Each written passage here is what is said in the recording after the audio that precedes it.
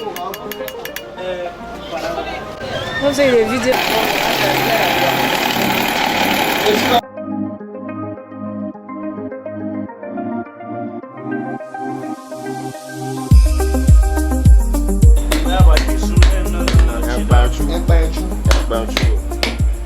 Brass, silver, and metalwares are well known all over Nigeria.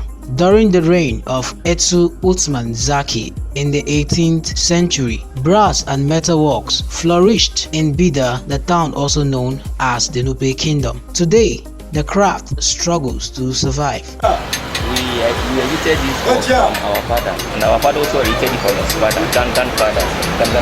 At least for, let's say, for over 250 years, this work has been existing. They've been practicing it. But I believe my father told me this, that we migrate from Egypt coming to Nigeria here. So we said to anywhere you see the blacksmith doing work, we came all the way from Egypt. Then we said there are some of our people in Saudi Arabia, Egypt here. So it's a family work, and that is the history of really. Beautiful brass objects have a humble beginning. Traditional blacksmith techniques are the foundation of producing brass, silver, or metal products. This is a group effort, as with the glass maker and the blacksmith. Each man has a particular skill. It may be melting the metal or hammering objects into shapes and designs. The scrap aluminium is being melted to produce spoons and other kitchenware by using hand-operated bellows. Things like this was not produced before. Or like flower bars, balance, everything like that. We are doing it now, and we thank God that things move gradually. To heat charcoal fire, the metal melts quickly. The molten liquid is poured with great care into a mold. After cooling, the metal is beaten into shapes over an anvil.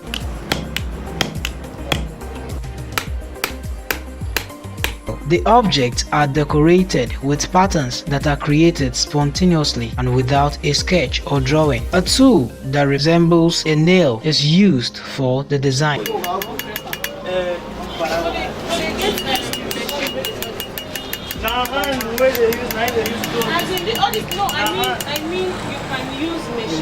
And then the object is polished to make them attractive. In a mud hut located in Twata Makun area of Bida town in Niger State, Yaba, a very hard-working man in his early 40s, is steering a small bicycle wheel which is attached to a bellow. This mechanism blows the fire in order to produce the required amount of heat that melts the object. He sits astride the bellow with his outstretched right hand in constant motion. Yaba ensures uninterrupted supply of air to the base of the fire to aid combustion, and gradually the heat is produced. The process continues as he places the raw material, which is an aluminium stump, on the charcoal fire. The brass stump is then heated until it becomes easy to be reformed. It then becomes soft.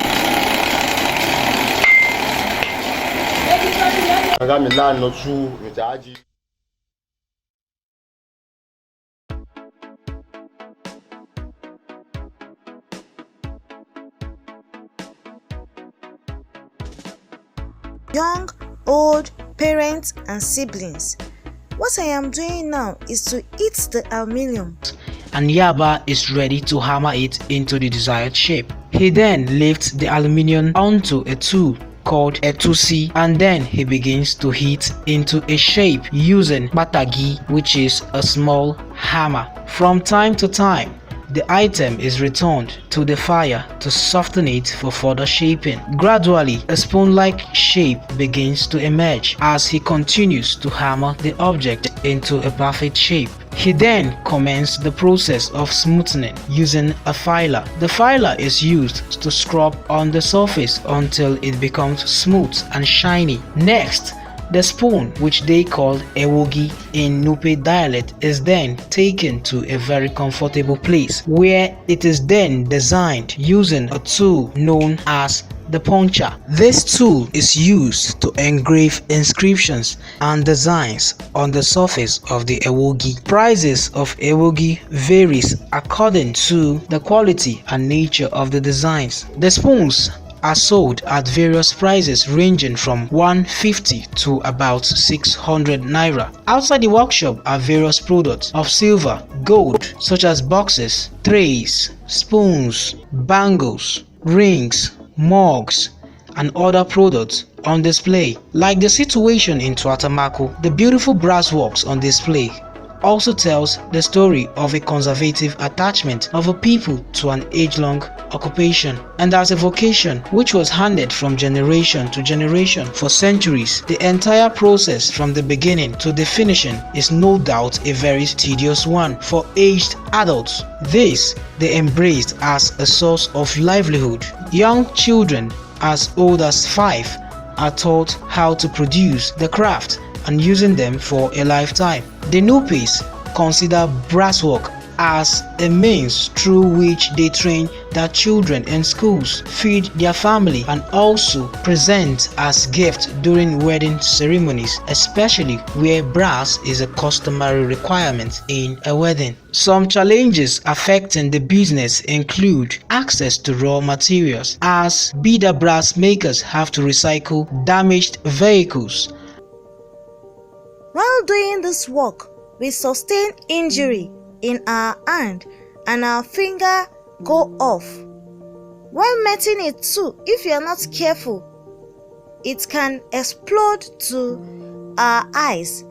So it is just like taking risk for survival day and night. Aluminium pots and other materials. There is also difficulty in assembling and transporting raw materials, as well as the lack of capital to operate the business efficiently. Throughout the developing world, heritage crafts need support. If not, the ancient technique will vanish, only to be read about in a dusty old book. It is thus veritable to support craft whenever and wherever possible to help preserve and encourage skills and apprenticeship and support the local economy.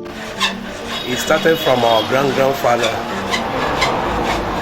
So, and although normally in this area, if you are born from this area, it's something like an imagination.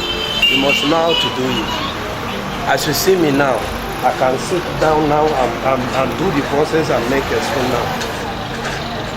So, but one thing there, if somebody come from another area to come and learn it, you can learn, but if you go to your area, you can't do it. So you must do it here. That is how they put it. So this spoon you are seeing, we made it to buy anything we want to buy. This is the work we are doing. We marry, we go to school. Our children are grown up. We put them in school, we pay their school fees. We do everything we want to do. And by the grace of God, we are achieving many things. It's even uncountable, because anything that you can do and you cannot go and beg somebody, it's something. Because it is something that if you can be patient and do it, you must gain something into it. And the one thing there is not a product to eat, but it's always, every blessing day, there is to buy it. So I can put it that it's a handwork of blessing from God. So we grown up and see our forefathers doing it. So we started doing it, and by the grace of God, God is helping us to do it.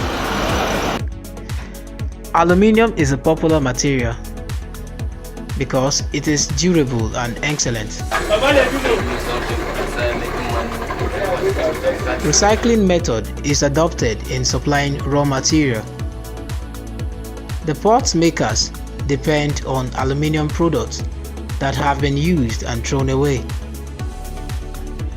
They engage the small children like alemajuris to gather used aluminium products from the streets. The major equipment used are air blowing machine, wheel, fire mouth, iron pot.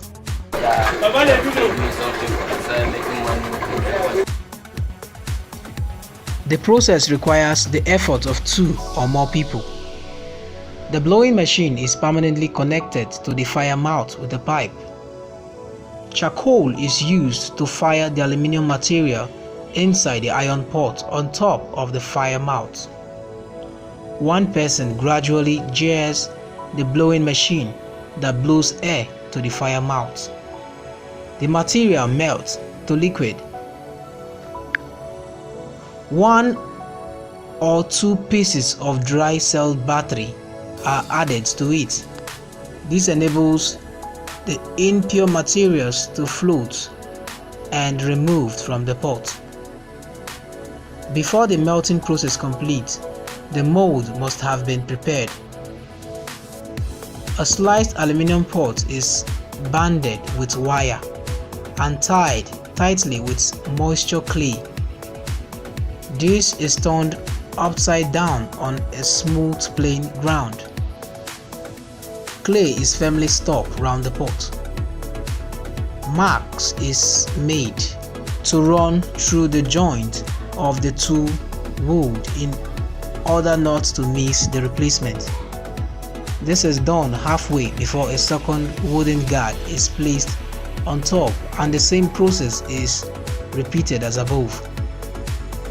Thereafter, the sliced pot is technically removed from the mold. Many of such mold should be prepared as much as required before casting. As soon as the hot solution is ready, a metal pincer is used to remove the pot from the sire and pour the liquid into the mold through a hole on top. The cast is allowed to cool down for at least 5 minutes before the aluminium pot